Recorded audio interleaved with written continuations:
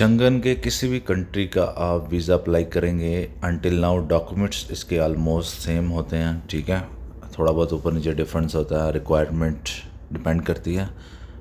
इस वीडियो में मैं आपको बताऊंगा कि आप जो है किस तरह यानी फॉर्म फिलअप कर सकते हैं, वीज़ा एप्लीकेशन फॉर्म। इस सबसे पहले जो है आपने फैमिली नेम जो वो होता है जो आपका सर नेम होता है। ठीक है, सेकंड नेम फॉर एग्जांपल आपका नाम अगर साहिर ख़ान है तो ख़ान इज़ फैमिली नेम है। ठीक है, और फर्स्ट नेम जो होता है वो आपका जो ये सर या जो नंबर 2 पे जो sir at birth, sir name at birth जो है ये आपने इसको छोड़ देना। ठीक है, ये स्पेशल केसेस में यूज़ होता है। इसके बाद ये है कि फ़र्स्ट नेम आपने लिखना है, जैसे साहिर आपका फ़र्स्ट नेम है। ठीक है, ऊपर जैसे मैंने बताया था। इसके बाद यह है कि आपकी डेट ऑफ बर्थ आएगी, डेट ऑफ बर्थ और प्लेस ऑफ बर्थ आपने लिखनी है, कंट्री ऑफ बर्थ और करंट नेशनैलिटी। ठीक है, ये आपने लिखनी है। इसके बाद आप मेल फीमेल, आपका जो स्टेटस है सिविल स्टेटस आपने वो लिखना है।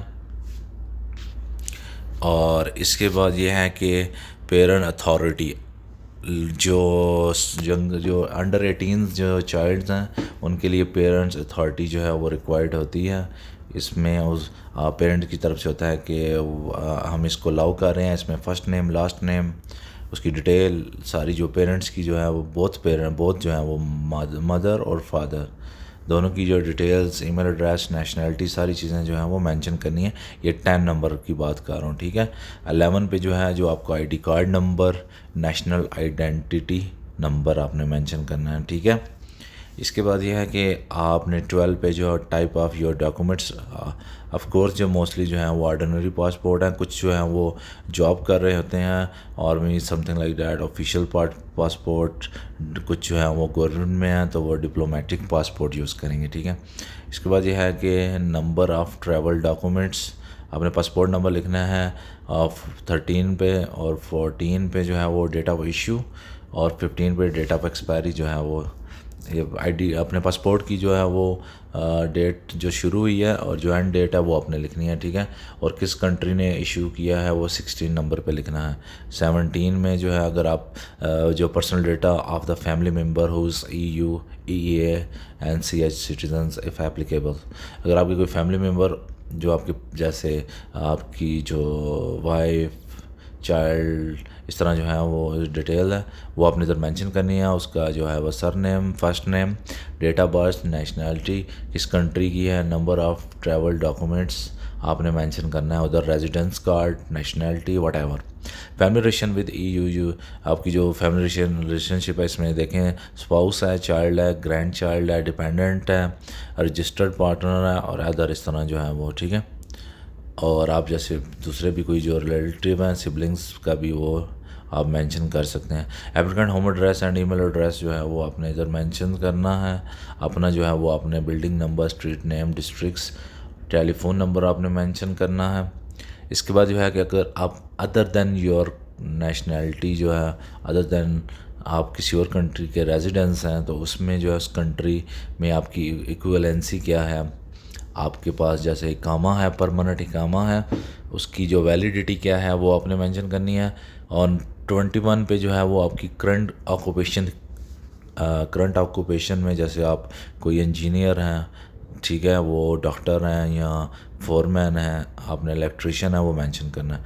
22 पे जो है वो आपका एम्प्लॉयर का नाम मेंशन करना है, उसका एम्प्लॉयर का एड्रेस मेंशन करना है, टेलीफोन नंबर मेंशन करना है, student name and address of the educational establishment. अगर आप स्टूडेंट हैं तो आप भी अप्लाई कर सकते हैं, आपने अपनी जो है वो एस्टेब्लिशमेंट एजुकेशनल जो अदारा है उसकी डिटेल इधर मेंशन करनी है। 23 पे जो है पर्पस आपका जो ट्रैवल है आपने वो मेंशन करना है।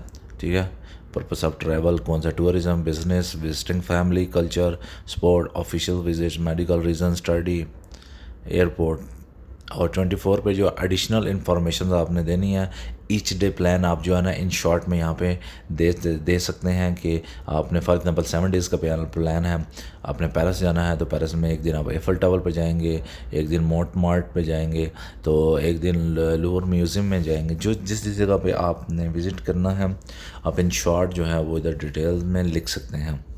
मेंबर्स, ये जस्ट आपको एग्जांपल के लिए बताया है, लेकिन फ्रांस के लिए जो एप्लीकेशंस है वो ऑनलाइन ही फिलअप होती है, ये फ़िज़िकली फिलअप नहीं होती, ठीक है। तो वो उधर भी इस तरह जो आपके पास ये ऑप्शन आएगा, उधर आप ये डिटेल लिख सकते हैं। फ्रांस में भी application, France visa application I am talking about member state of the main destination, आपकी जो main destination of the based on the travel plan, आपने वो लिखनी है member state of your first entry. अगर आपने फॉर एग्ज़ाम्पल स्पेन जाना है तो आपने फर्स्ट एंट्री और मेन डेस्टिनेशन स्पेन लिखना है, ठीक है। अगर आपने फॉर एग्ज़ाम्पल फर्स्ट आपने स्पेन जाना है फिर पेरिस जाना है तो जो मेन डेस्टिनेशन है वो लिखनी है और जो फर्स्ट एंट्री जिधर करेंगे वो लिखनी है, ठीक है। Number of the entries single to multiple, ये आप सिंगल या डबल जो भी है वो आप रिक्वेस्ट कर सकते हैं। जो कुछ कंट्रीज़ हैं स्पेशली फ्रांस जो है वो मोस्टली जो है वो मल्टीपल एंट्री विज़िट देता है, ठीक है। फिंगरप्रिंट प्रीवियसली जो है वो collected purpose of the applying by Schengen visa, अगर आपकी पहले कोई वीज़ा वगैरह लगा हुआ है तो आप उधर वो डिटेल दे सकते हैं, ठीक है।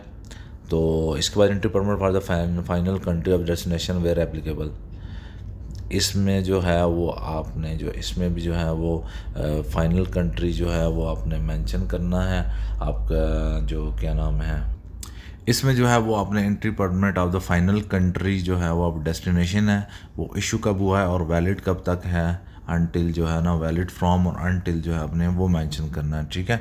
अब 30 नंबर में जो है वो इनवाइटिंग पर्सन जो है वो इधर जो वो आपका जो होटल वगैरह हो सकता है या कोई और जो टेम्परेरी अकोमोडेशन हो सकती है या इनवाइटिंग पर्सन हो सकता है, आपने उसकी डिटेल इधर मेंशन करनी है, ओके। इसके बाद address and email address of the inviting person, आपने होटल बुकिंग की जो डिटेल्स है वो इधर मेंशन करनी है। अगर आप होटल में स्टे कर रहे हैं, अगर कोई रिलेटिव या कोई आपका पर्सन है तो आपने उसकी डिटेल मेंशन करनी है।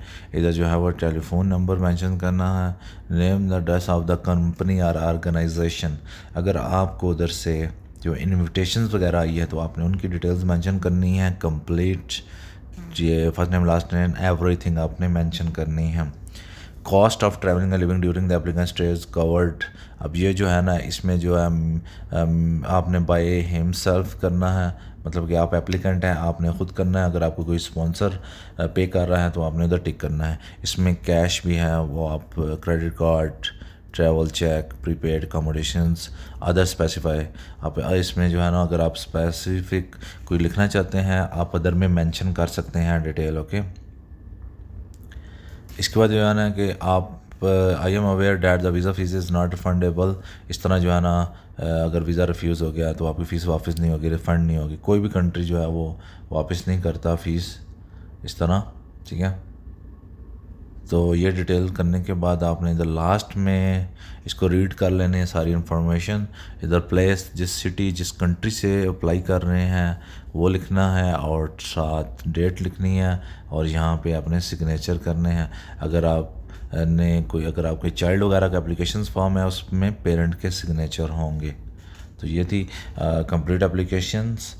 तो मज़ीद इन्फॉर्मेशन के लिए आप जो है वो चैनल को सब्सक्राइब करें और अगर आपको कंप्लीट गाइडेंस डिटेल चाहिए हो तो आप मेरे से पूछ सकते हैं। Thank you.